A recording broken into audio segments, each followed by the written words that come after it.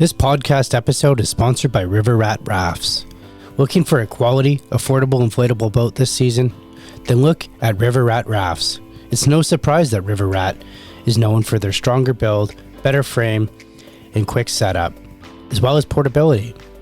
See for yourself at riverratfishing.com. That's riverratfishing.com. Try the difference with River Rat Rafts. Welcome to the Fly Fishing Insider Podcast. I'm your host, Greg Keenan. This is Season 3 of the Fly Fishing Insider Podcast. In this episode, we aim to bring you the biggest and best stories from those who work and make our fly fishing industry truly great. The Fly Fishing Insider Podcast dives deep into the past, present, and future of all our guests, uncovering their amazing stories and journey.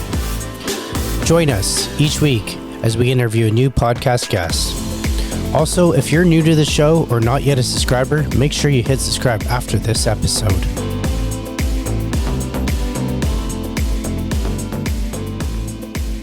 Welcome to the Fly Fishing Insider Podcast. Today our guest, Peter Vandergrift from Cheeky Fly Reels and Cheeky Fishing. Peter, welcome to the show. Happy to be here. Thanks for having me. Yeah, no worries. We're excited you're here as well. So I know we were talking off air just really quickly. You're out in Montana, Missoula, Montana, and you got the same kind of weather as us going on right now. It's just not happening. So that's exactly right. It's the worst of both worlds. It's a little cold for fishing and a little too warm for snow. I prefer it one way or the other. Exactly. I think everyone's in agreement on that for sure. So, Peter, I like, as always, I start off, where did you get introduced and how did you get introduced to fly fishing? Walk us through all that. Yeah, I'd love to. I mean, I've kind of got a long history with fly fishing for sure, not just in the industry, but, really with my family. I'm kind of one of those rare ones that was introduced to it first when I was 5 years old by my grandfather, who was a big fly fisherman. And so I've always fly fished. And honestly, I mean, I can sort of understand the spin fishing, but I didn't come from that world. So I really am, I wouldn't say strictly fly. I like to do whatever needs to be done, but certainly my background is all in fly. So I learned from my grandfather, who was a put and take fisherman and had a creel and, old fiberglass rods and wax lines and, in a really traditional sense, fishing small streams. My mom's family is from, rural Appalachia. So a lot of Appalachian streams in Virginia. And, so that's kind of where I got my intro to it. I always loved it. I've got about a gazillion cousins, and I was the one that sort of took to it and was interested in it. So as I got older, my grandfather took me, on his fishing trips with his kind of fishing buddies, and they were his best friends, as mine are now, right? Like, I mean, I think of my really close friends, and they're my fishing buddies and have been for decades. So kind of learn that way. And kind of, once I got into high school, it kind of kept me out of trouble because I didn't necessarily want to go to the Friday night party because I wanted to get up early Saturday morning and go fishing. I've heard that. Yeah. And so, so it kind of saved me in a few ways. Not that I didn't get into trouble, and, I may have cracked a beer before it was legal, but I certainly never wanted it to affect, my outdoor life. And, so when I was in high school, before I could drive, my father would drop me off at a local stream on Saturday morning, and I would fish, and then he would pick me up in the afternoon. And I think that he wasn't a fisherman at the time, and I think he was curious as to what was going on. And so one day I was fishing, and I heard some, kind of leaves crackling up in the bushes. And I look up there, and my dad's kind of spying on me. And so a couple weeks later, he said, "Yeah, I kind of want to get into this fly fishing thing." And So we took a course as, a 14-year-old and his dad. And I fished with him, ever since. So that was kind of my introduction to it. And then, it's consumed my life pretty much from the very get-go. I chose the school I went to, which is University of Montana, because of the fishing, not really the academics of it. And I would say having great fishing so close probably hurt the academics a little bit from time to time. Oh yeah, I could. I'm just picturing that. So for sure, it's so funny. One couple key things that I zoomed in on there when you mentioned it is you said that your father would drop you off when in your younger days at a river, and I'm a parent, and there's no way I would drop my kid off anymore. You know what I mean? It's just the times have changed. It's so funny. But yeah, I feel like times have changed. Yeah. Yeah, I've got two daughters as well, and it's it's a tough one to think about that, and in some ways, I really regret that. That I wouldn't feel comfortable doing that. I still like to give them a chance. We have a little creek behind our house, and I'm now comfortable enough, even though I know there's critters around there, and who knows? I'm less worried about critters than I am about people. Yeah. But it's a pretty safe place. But like you said, dropping a kid off at 14 or even younger than that to just scramble around the woods for the day and then pick them up later. Yeah. Well, my folks were very sort of, would I say lenient? They were sort of thoughtful in that way.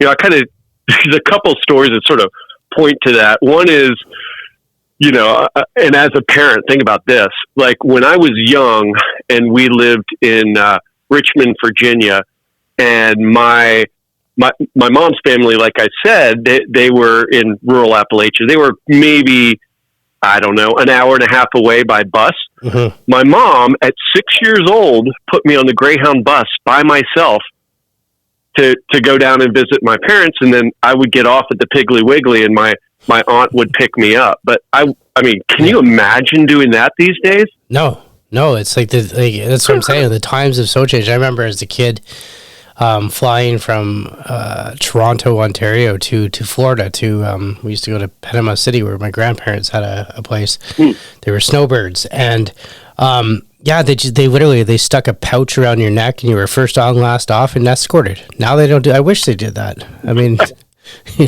Yeah. My kids are going on more trips than me. That's funny. For sure. Yeah.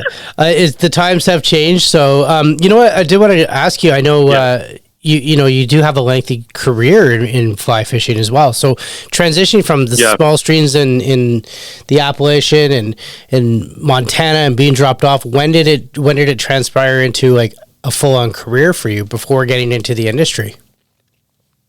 Yeah, well, it really transpired when I got out to school here in Missoula. I had a friend who worked in a fly shop. Actually, worked in a fly shop down in Last Chance, Idaho, and someone came in the shop and they said, we're looking for some guides in Alaska, and I guess I was a sophomore. I think that's right. I was a sophomore in college, and so I went down there, and I was a pretty proficient fisherman. Certainly didn't have any guide experience, and folks always ask me, I want to get into guiding. What do you do? And I said, go to Alaska. You'll handle more fish in a year than you'll handle in 10 years down in the States. So I went up there. I worked on the Nushagak, right in the where the pebble mine, if it ever went in, would destroy. So that's something I watch really closely. And, of course, yeah. So here I am, a kid of 19, and, they give me a jet boat and a shotgun and say, go have at it. And, for 3 years, I worked up there and kind of cut my teeth, as a guide, and then transitioned, and I was going to school, during the winter months, and then in the summers I'd go up to Alaska, and then from there, I transitioned into a guide in Missoula and guided here for, I guess, 9 years, close to a decade. And then I got my outfitter's license and started a little fishing business in Livingston, Montana, right in sort of the shadow of Yellowstone Park, and had, a number of guides that worked for me. And and then from there, I sort of transitioned into the industry. I mean, I'd been guiding for almost 2 decades, and had a wife at that point, and who always hated the guide schedule in a lot of ways. And I'm sure that anybody who's a guide who's been through a relationship knows it can be trying.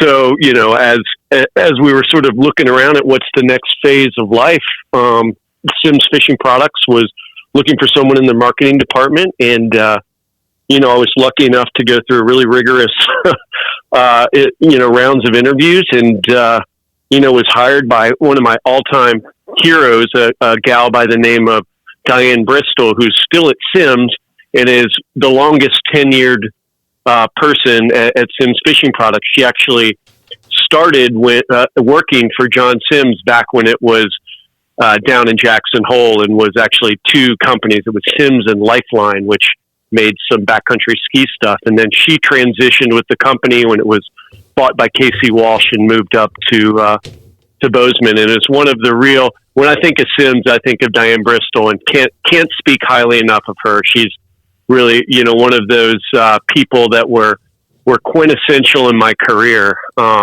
As well as, another one would have been, or is, John Herzer of Blackfoot River Outfitters, who I worked for in Missoula, and I think is one of the finest guides in the world, and a guy that I took a lot of pride working for and learning from. So, crazy.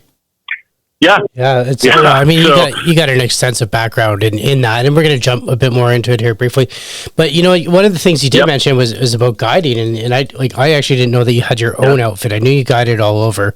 I didn't know you had your own guiding outfit. And you had a young family at that time. You were starting a relationship, or you were with your wife at that time. What do you miss guiding? It's a great question. I mean, yes, but not necessarily for I also miss it for some of the reasons that I got out of it. It's very physically grueling, as you know. So I just think it kind of started to take the toll on me. But I really love the people aspect of it and the teaching for sure. I sort of love engaging with people who, you're engaging with them on their vacation. And, I can remember up in Alaska, we used to take the family that owned the Waltons that owned Walmart out. This was years, very long time ago. And I remember I took out I guess it was the son who was the CEO at the time. And here I am. That was my second year. I was 21, something like that. And we had another guide who, there were 2 guides in another jet boat, and they were next to us. And one of the guys was standing up and holding onto the rope, which is super dangerous, and you shouldn't do that. But he was doing it. So the guy, my client, wanted to do that, and he stood up and was holding onto the rope. And I yelled at him, berated him. I said, "You sit down. I'm the captain of this boat. You sit down." And I remember he was pretty quiet for a while, but we ended up getting along great. But I remember being back in camp, and his assistant came up to me and said, "You're one of the few people who's ever told him what to do," and he loved it. And I just thought that was really interesting. And, that part of the guide dynamics, I really like. It's the great, fly fishing is the great equalizer. It doesn't matter if you have 2 pennies in your pocket or 2 billion, right? You're on a level playing field on the river. And I love that egalitarian part of it. Yeah. It does. And in the river, it chooses, you know what I mean? That's right. That's right. And hard work pays off. Oh, for sure. She taketh, that's for sure. So that's funny. Yeah. Yeah. That's right. I guess the other thing that I really that I really miss that, even more so, I still have relationships with, folks that kind of take that part, of the void from, when I stopped guiding away, just, business relationships and fishing relationships. But the thing that you never get to experience again is seeing a piece of water throughout a season and understanding the cadence of it, like understanding what happens, really connecting with it and seeing it change from hour to hour, day to day, month to month.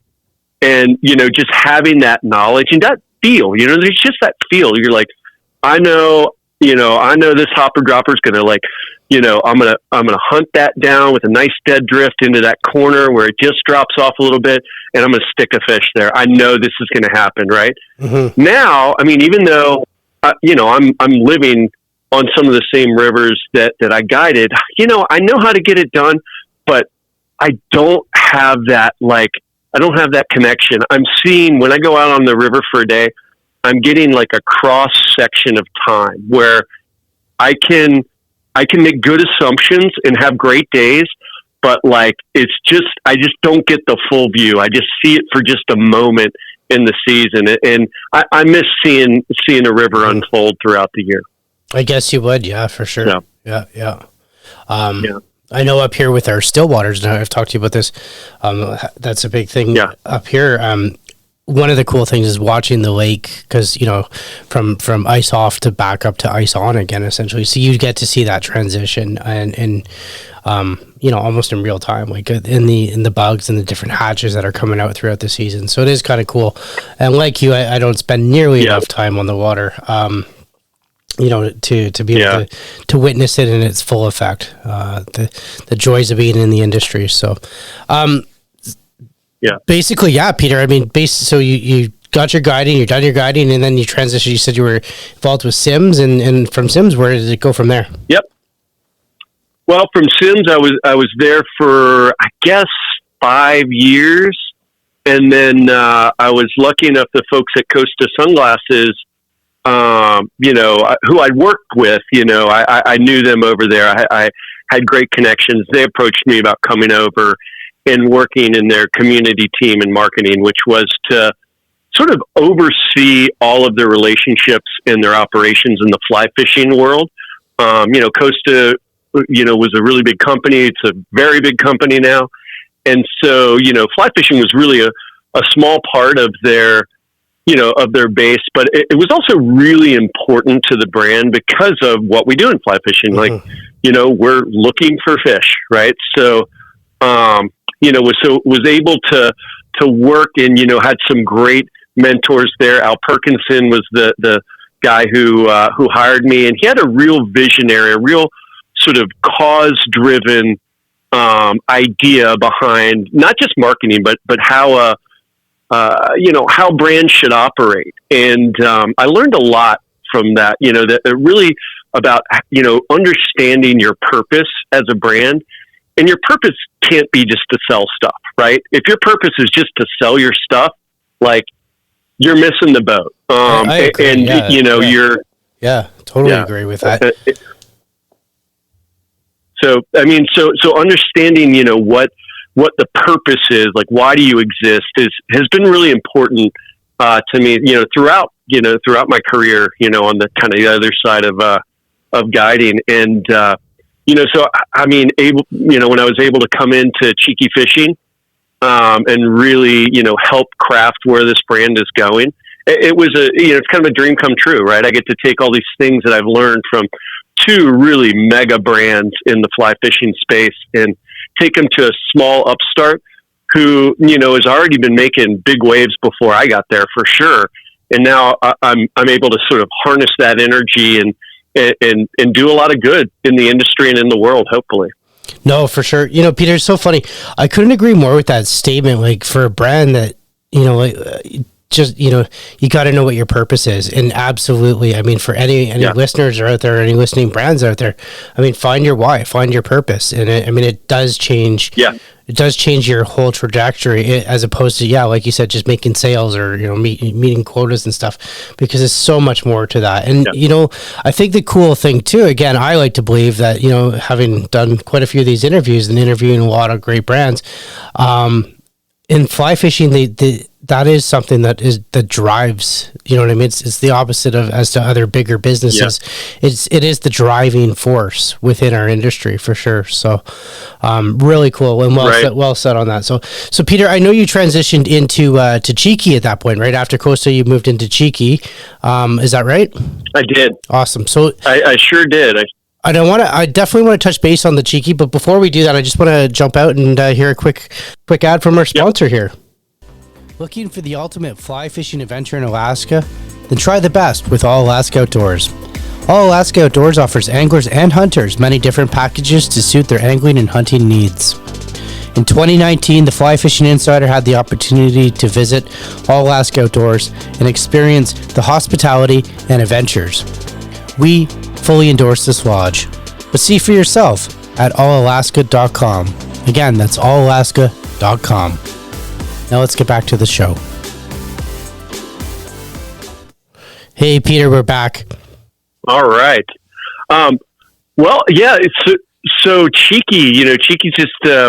I've always been a fan of, especially the founder, Ted Upton.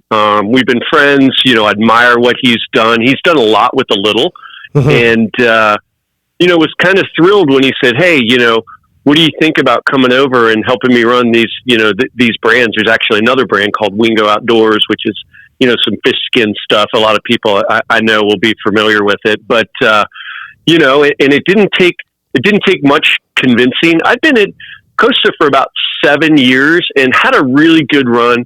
The company had recently gone through some changes. It was acquired by, a large company called Luxottica.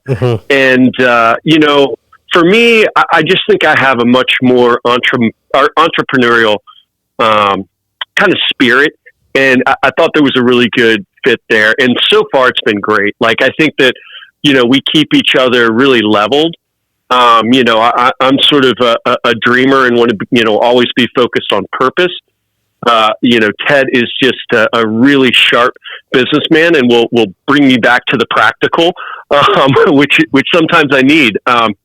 But, and it's really fun just as a marketer to be able to take, like I said, the things that I've learned from these two brands and things that I really feel in my core and be able to help express them through what we're doing at Cheeky.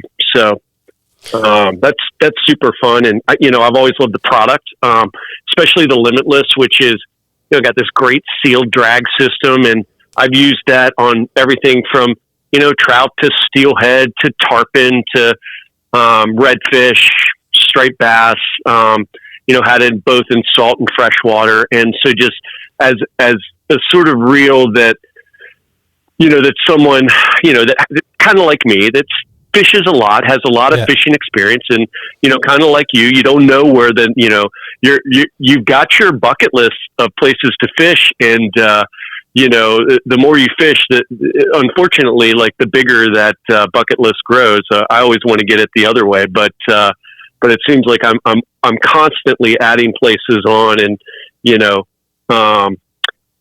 one of the other things that I just really connected with me about the Cheeky brand was, we're kind of like we're sort of bucking the traditional kind of sense in fly fishing, kind of the first to come out with these sort of monster large arbors, and then all the coloration, right? When Cheeky started, everybody was making a black or a gunmetal reel. And, and then we kind of came out with these flashy colors, and a lot of people, didn't like them. The traditionalists, God, I can't stand those colored reels. And, I don't know if you've noticed in the last, 2-3 years, but almost every reel maker now makes has put a lot of color in the reels. Exactly. If it's not fully colored, then there is a portion of color for sure. And I mean, a lot of reels are getting pretty eccentric in color. I mean, yeah. They are. Definitely. So, hydro dipping and whatnot. That's what it is. Is that what it is? Is hydro dipping? I mean, I'm seeing some pretty cool stuff that we've never seen before coming out. Definitely cool. Yeah, That's for across sure. that's across the board, industry wide. So, but getting back to Cheeky here, you mentioned that you guys are doing stuff and you're doing stuff differently and whatnot. What are some other things that you're doing different that are setting you apart from other reel manufacturers? Yeah, well, I think one is our sort of mindset, which is, we're focused on. A lot of times we're focused on the DIY angler. We're focused on the new angler. Like certainly during this pandemic, it's like how can we want to be actively inclusive, right? We sort of rail against the traditional tropes of fly fishing. I mean, I've got some great friends who are just wonderful retailers out there, and they have very welcoming shops.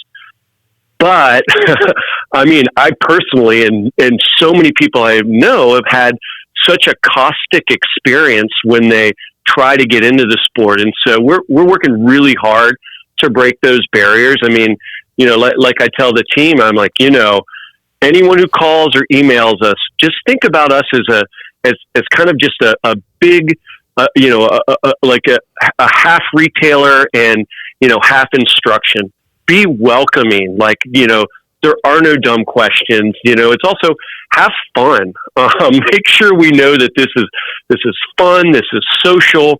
You don't have to do it the way that your grandfather did. Mm-hmm. And so I think that that's something that we're really doing differently. And I think that there's like a kind of a Robin Hood purpose to us, right? We're not necessarily, steal from the rich to give to the poor, but it's sort of like we want to, create products that have, awesome performance for a lot of value so that, anyone can get a great reel, not just like, oh, I'm going on my trip to the Seychelles and, I got to get my $1,200 reel, right? Like we want to make sure that kind of, really smooth startup inertia, the ability to handle big fish, and, at a cost, as well as, we want to have fun with it. We want people to sort of be an individual, let your colors show. Absolutely. And it's so important to, to include everybody in that. And like you say, having that shop experience in some cases can be frightening, and particularly to a new angler. I recently heard a term called panglers. I don't know if you've heard panglers, of that. Panglers. I have. And just like with that new influx of people to our sport is fantastic. We need that growth across the board, and and welcoming these people, I think is a huge thing that we as a community need to focus on. I mean, to keep them intrigued into the sport as well. So having people like yourself having those options where from entry level reels all the way up to, like, say, high performing reels is a great thing. How many reels is Cheeky have in its lineup currently right now? I mean, we have. I think you stated it perfectly. So we've got our four kind of reel types, and then different sizes in each. We sort of start with and what we want to do is we want to say, hey, you're new. We're going to make it easy for you. Here's our preload reel, right? Mm-hmm. Great drag system, low price, comes with backing, a fly line and leader already on it, so you're ready to go. Here, come in. We're making it easy for you. Put this on your rod. Get out there and fish, right? Mm-hmm. So the idea is that we're going to help them through their fishing journey. Then they're like, I really kind of need a second reel. I'm starting to, maybe I'm starting to chase saltwater fish, or, maybe I'm playing around with bass now. This was my trout reel. So then we have the Tyro, which is again, kind of a nice price point. It's, not going to break the bank. And then last year we came out with the Launch, which is, really a beautifully engineered reel with a sealed drag system, something that you could take, on a bone fishing trip, or, you could fish steelhead with, or you could, really test with those monsters. It's lighter. It's, one of the lightest reels on the market. again with that big arbor, again with those colors. So that's kind of your next step. And then we have the Limitless, which is, kind of my favorite and a lot of people's favorite, fully sealed drag, kind of the original Take It Everywhere reel. Again, with those colors, again, we make that all the way up for, double digit rod weights. So, your 10s and 12s, for some of your bigger fish. So we kind of have a little bit for everyone. And again, like we want to be there to help them through their customer journey. And one thing that's really interesting, right? We're really big on social media. We've sort of always been an early adopter to technology. And, a lot of the questions we get it's just amazing, right? Someone will just out of the blue direct message us, "Hey, I'm going to Georgia to fish. What fly should I throw?" Right? It's sort of like, wow, how would we know that? But here's the thing. A lot of times we can find out, and that's the sort of step we go through, right?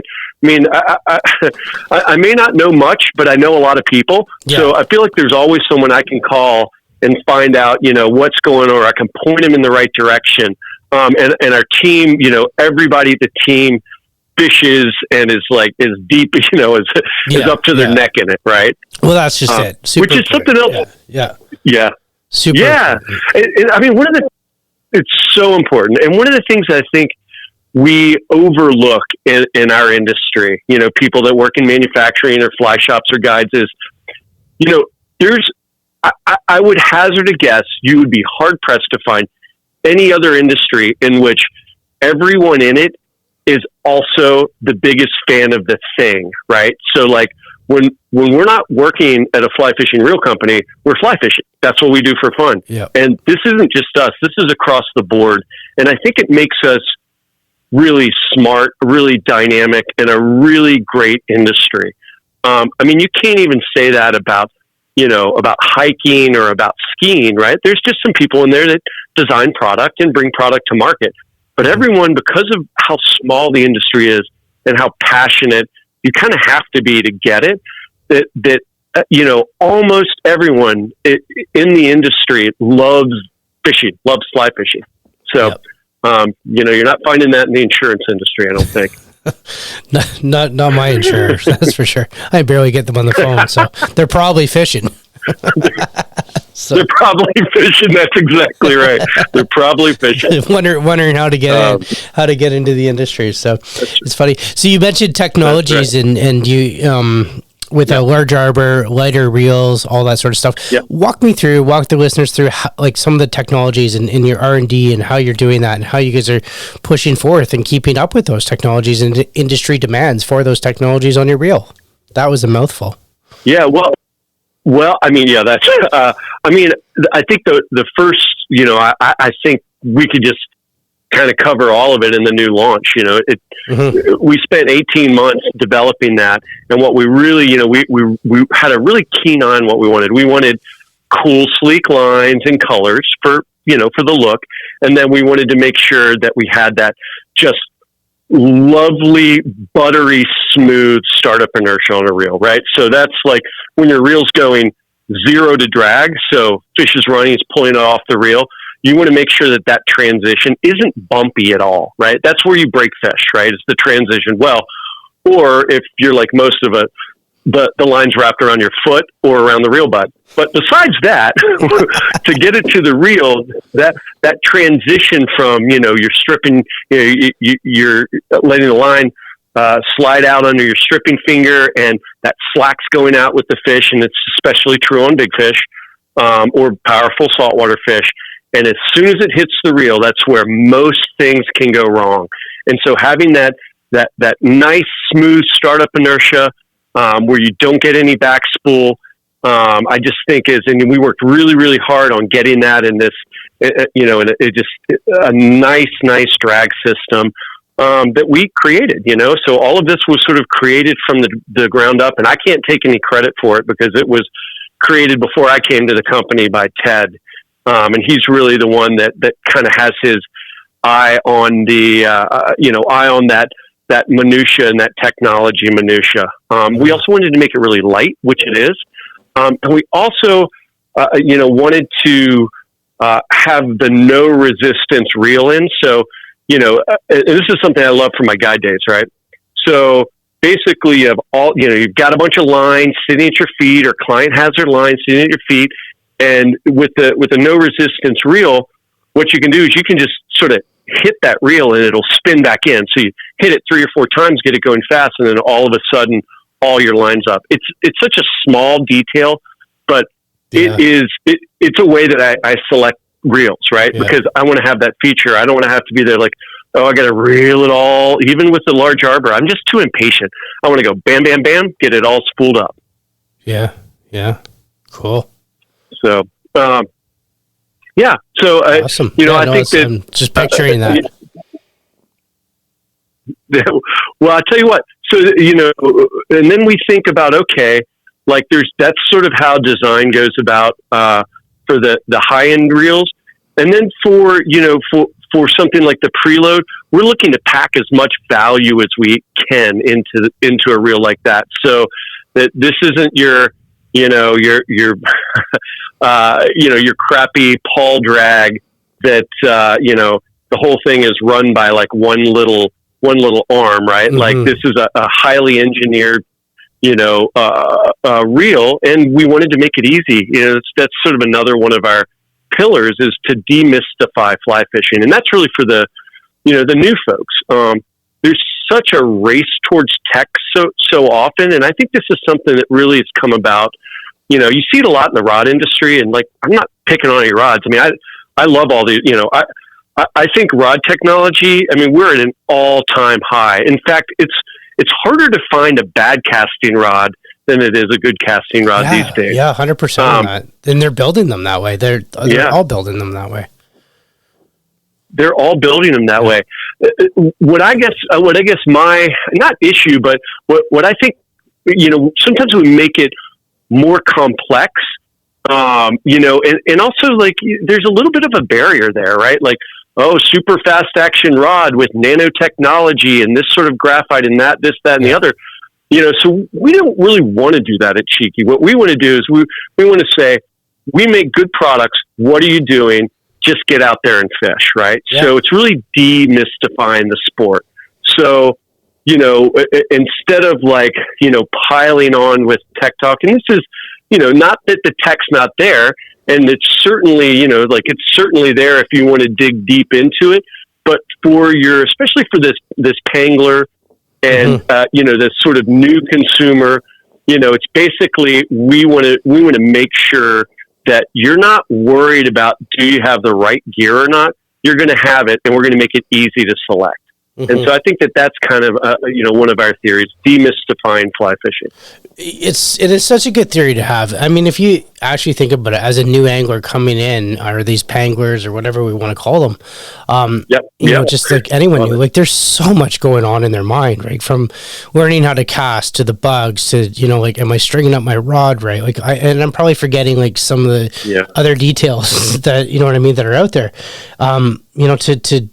to weigh them down with like, oh, is my rod, a fast action casting with this? And do I have, ABC technology in there? Or do I have, boron or nano or whatever it is, right? You're absolutely right. So to just get out there and fish is such a good thing, because that's, that'll always outwin you know what I mean? Just get out, fish, have fun, for sure. And, I'm a geek when it comes to like fly line and the technology of fly line. And that just goes back to a lot of my shows with SA and stuff like that, and learning about it. And, I know this stuff pretty well, but for when it comes to rods and rod technology, I mean, like it's the same thing. Like it's changing, it's changing, but it's all this. They're all the same. They're all coming out. There is almost no bad rod. Like it's funny that you mentioned that. So absolutely. Right. Looking at Cheeky, with that said, and the new demographic that you guys have acquired, like where's the direction you guys are going to take the brand? Mm-hmm. Like where's the direction you want to take the brand now that you've got this new audience, or I mean, these new people that are fishing, and old people, like loyal people to the brand and whatnot, and getting new consumers. Like, where do you think you want to take the brand, or what can you share with us that the brand or direction that it's going? Yeah, no, I think that's a great question, right? And I think it's something that, you always want to have a push forward or what's new and what's next. I think our biggest thing is to make sure that, that we're addressing the needs of the new angler, right?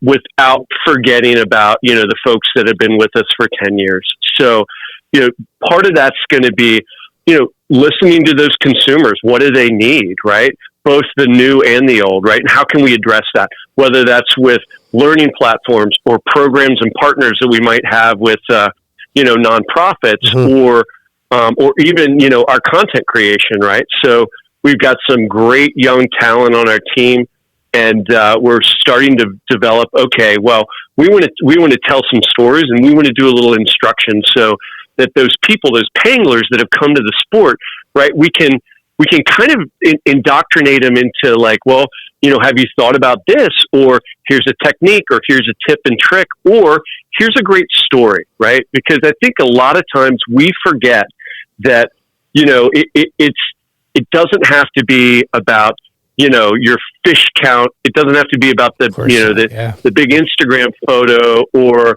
this and the other. A lot of times it's about, the experience. It's about, being able to solve the puzzle yourself, right? I think that's what we are looking to create, is a whole sort of new army of DIYers. And I know folks are going, oh my gosh, they're going to be all over my stream, but it's sort of like, well, why is it your stream, right? It's all of our resource. And, we want to teach people how to not only be better fishermen, but be better stewards, right? We got a great partnership with Keep Fish Wet, right? So we want to teach fish handling. But I think identifying, how to, continue to connect, how to continue to create a community that feels comfortable talking about, not just how great they're doing, but maybe some of the obstacles they're trying to overcome. So again, and like I said, we're actively inclusive.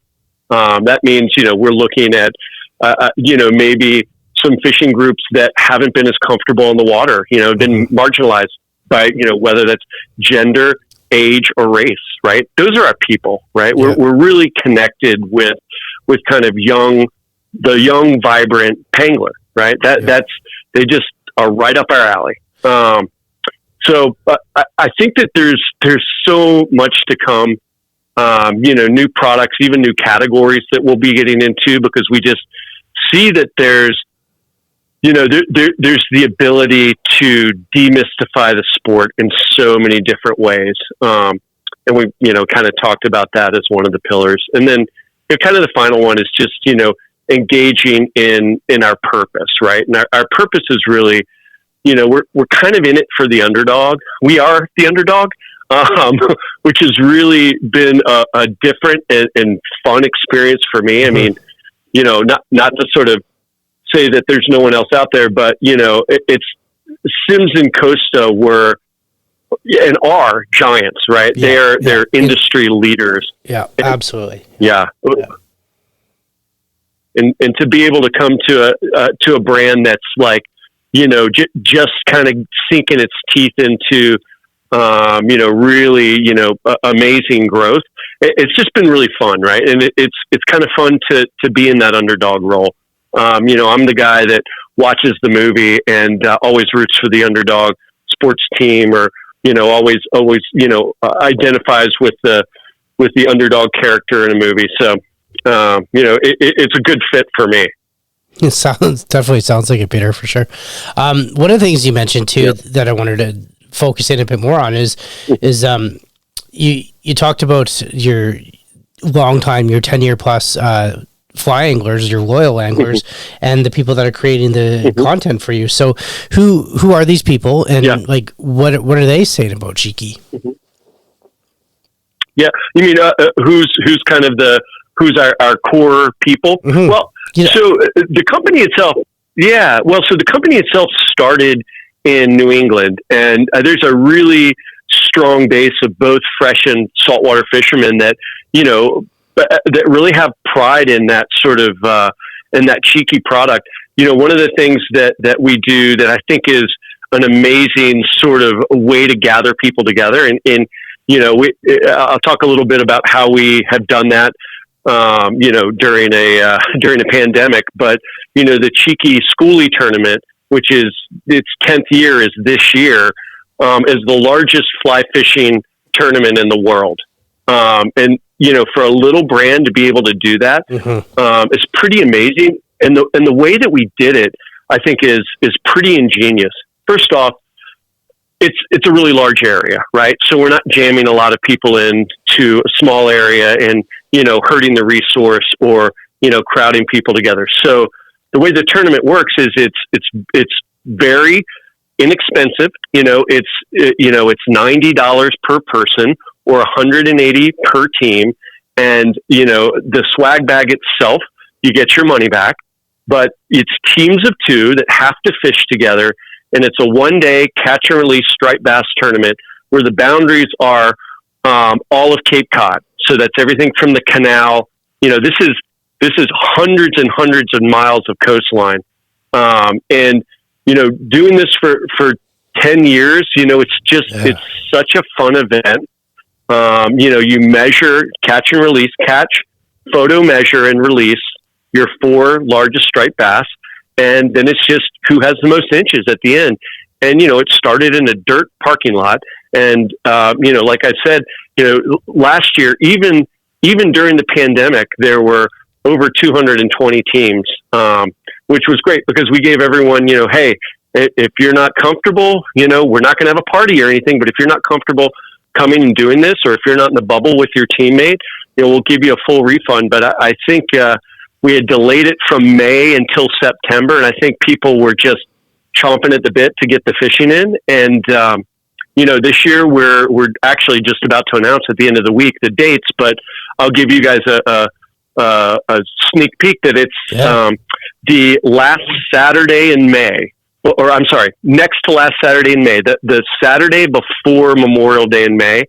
And again, we're planning on not having a big party, which is a little bit of a shame. Like that's one of the reasons people come, is we'll have a big party with free beer and free food and a big celebration of striped bass.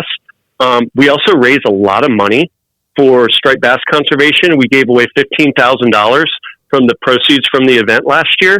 So we're able to make a big impact. We also, give Stripers Forever, Keep Fish Wet, and the American Saltwater Guide Association. We give all 3 of them a platform for them to talk about, efforts, either policy efforts or fish handling efforts or, programs and whatnot that are making a difference in those fisheries up there. But that's a way that you really create, an amazing brand loyalty. Last year, this is one of my favorite stories from last year. So last year, we were tagged in this photo and, we were looking at it, we were reading it, and it was a couple, they were, holding up glasses of champagne, and they said, this is our favorite thing to do as a couple. We've done it every year. And this year, we got engaged during the tournament, so things like that, like you're such a deep part of what people are about is, it's rewarding for sure. Absolutely. Those moments are pretty cool to see. So, oh man, the level of organization for that tournament must be I'm just like, wow, like 200 anglers, hundreds of miles of coastline, all this sort of stuff. And then possibly a party at the end of it. Wow. So if people, you are taking reservations for that tournament. So if anyone did want to enter that tournament to find out more information, you guys are still, it's all on your website. Let's talk about that a bit more here. Cause I think that's such a cool thing. So just go to cheekyfishing.com and you'll go to About Cheeky and you'll see Schoolie tournament there. And you can just go on. We make it really easy to do. Again, it's wade fishing, it's teams of 2. And again, it just speaks to what we're about. Low barrier of entry. Like it's more about fun than anything. I mean, we have great sponsors, great rods, TNT rods are a great sponsor. They're right down the street from us in New England. So they're kind of our rod sponsors, and Yeti's there, and Simms is there, and Costa has been a giant sponsor. And then a lot of local sponsors and Traeger and, I mean, it's amazing. I mean, like, you're probably got a pretty good chance, I would say, 20-30% chance of going home with a giant prize, right? We give away Traeger grills, we give away Costa sunglasses, we give away rods and coolers and lots of reels. Mm-hmm. And we got some really special gifts planned this year. We last year, because of the pandemic, we couldn't have our big party, and late May, we just don't know where we're going to be by then. So, we're sort of planning both alternatives. We're sort of planning to do it all socially distanced. But boy, if we're ahead of the game on vaccines, then we can shift that. We would love nothing more than throwing a big party. But if not, we're going to live stream it, which we did last year. And we had, thousands of people tune in to see who the winners were. We collected and shot some content. We did some trivia. We told some stories.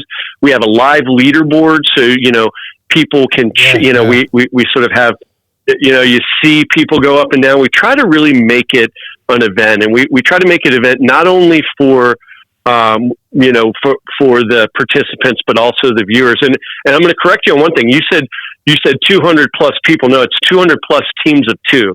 So last year we had 440 people. Wow. And I would say that we will likely have more than that this year. And it's so exciting. And, a lot of people have been doing it year after year after year. And we hear so much good feedback. It's something that, we'd love to see in other places, as long as it doesn't damage the fishery.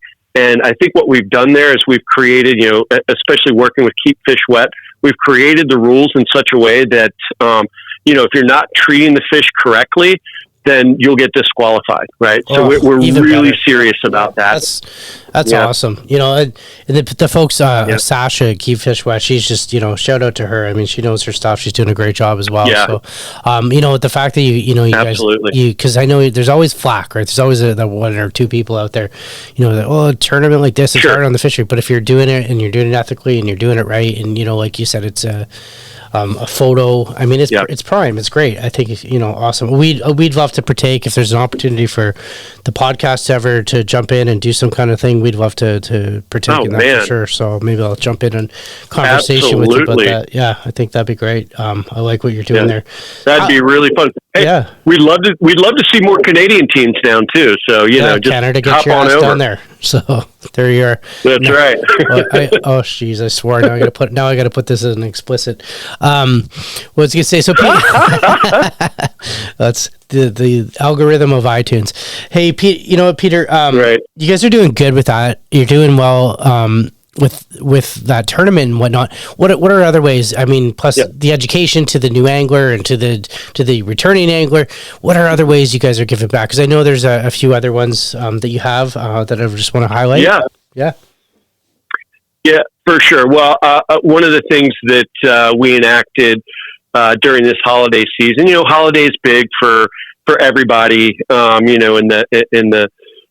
the gear industry, and this year, probably even more than others, there were just a lot of folks that had come to find fly fishing, and we were sort of talking about, well, what do we want to do, special this holiday? What kind of give back? And we sort of talked about, some conservation stuff, and I think what we landed on is this was a year where people were just hurting. They might have been hurting for paying rent or whatnot. Or even feeding their families. So what we decided to do is donate a pound of food for every order that we received between Thanksgiving and Christmas. And we even actually went a little over that just because, it was so fun to give. But, so we ended up giving away about 840 pounds of food, tied directly to our consumers. Is sort of like, you helped us do this. Mm-hmm. And so that was really, that meant a lot, I think to everyone involved. It especially meant a lot to our communities because we split it up between, my town here of Missoula, where we gave to the Missoula Food Bank, as well as to the home base, which is in Western Massachusetts, in a town called North Adams, which is, a former industrial town. In fact, the headquarters is right there in an old textile mill, which is kind of cool to sort of in some ways, bring back, some industry to this area that's really been hurting. And there's a food pantry there that's called the Berkshire Food Project. And, so we help them out. And just, it feels really good to do that. And I think a lot of people, who could reach deep into their pockets this year. And, just sort of my hat's off to everyone who was, thinking about, how they could help their fellow human. So, yeah, absolutely. Good on you guys. No, for sure. I think that's amazing. So, you know what? I really don't know how to follow that up with all the great stuff you guys are doing. So I think I'm going to give you the last word here. So any last words? Oh, well, I mean, I would just say, thanks for having me on the show. And, if you haven't tried our products, check them out. We're really excited about, just the future of the industry. And man, I cannot wait to get a couple shots in my arm so I can get out and do a little fishing myself. Cause, sitting around here and staring at something between snow and rain is not all that much fun. I want to get out there and wet a line. I know. I think you wanted to come up here and I wanted to go down there. You're like, yeah, we should get together. And I'm like, well, I'll go down. You're like, well, I want to come up. So it's just kind of funny. So we can do both. Yeah, exactly. We'll make it happen. So definitely. Hey, Peter, you know what? Where can people find Cheeky and where are you guys located at? So cheekyfishing.com is a great way where there's a dealer locator on there. So you can also find your local dealer and go in and check out and buy from them. Great way. We've got a just really great dealer base. And, you can find out all kinds of stuff about what we've got going on in the About Cheeky pages. We've got a little blog called The Blitz. And then, super active on social media. Follow us, direct message us, and we'll get back to you. I mean, we kind of pride ourselves on, we want to have the best customer service of anyone. And we really focus on that. We take pride in it. We like it. A lot of people don't. We do. Social media is just at Cheeky Fly Fishing? What's social media? Yeah. Oh, yes. I'm sorry. At Cheeky Fly Fishing. Or our other brand is at Wingo Outdoors. So check out some of those fun fish prints. I'm actually right now we're working on some other cool new designs. We do a bunch of webbing belts, and kind of my favorite Cheeky product is we make a lanyard that unclips. And I have a couple of different clips. Like I'll keep my dog electronics on there. I keep some boat electronics on there. As well as I've got one clip that I put in there that's got my duck calls, my geese calls. So I just love the versatility. That's one of my favorite products. Awesome. So, Peter, I'm going to put all those details and links within our show notes. And I definitely want to thank you for being our guest today. And listeners, I want to thank you guys as well. Excellent. Well, hey, thank you so much. And thanks to all the fans. No worries. You've been listening to the Fly Fishing Insider Podcast. If you enjoyed this episode, tell us by liking this episode and subscribing to the show. Also, don't forget to follow us on Instagram at Fly Fishing Insider Podcast. See you next week.